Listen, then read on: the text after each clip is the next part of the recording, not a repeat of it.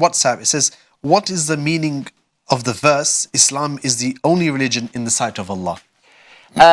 The verse that you refer to is in Surah Al Imran, the 3rd chapter of the Quran, where Allah subhanahu wa ta'ala says in the following words, Inna deena inda Allahi al-Islam.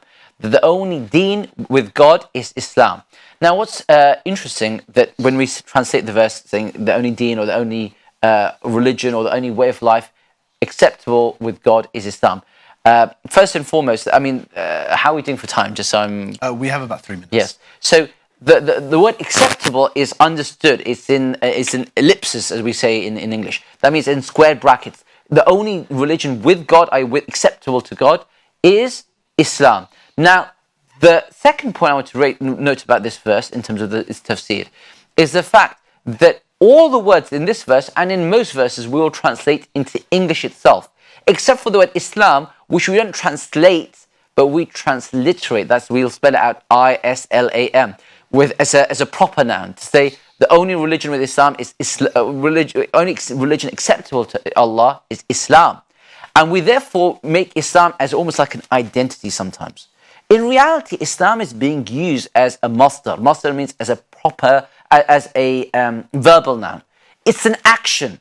That the way that God seeks or demands or expects us to live our life with is with the way, the framing of us continually renewing our inner loving surrender and submission of our emotional dependencies before Him.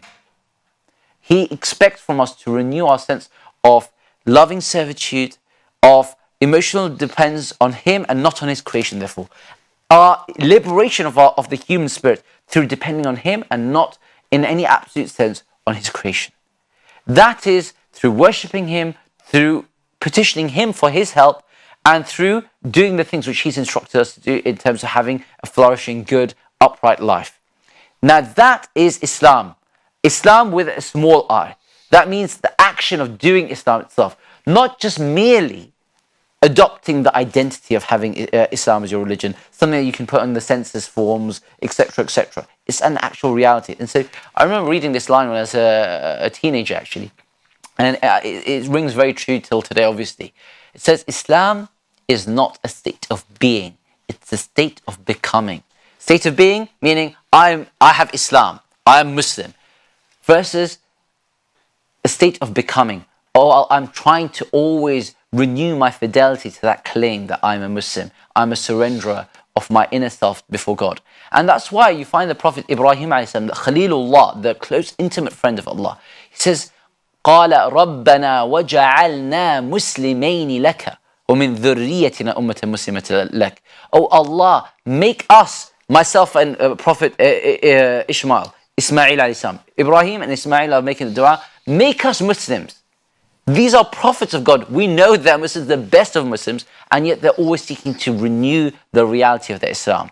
So when you say the only way of life acceptable to Allah is Islam, is that every person should seek to know the truth, and they should, when they find Islam, they should accept it of their own volition, of course, with that freedom and liberty to do so.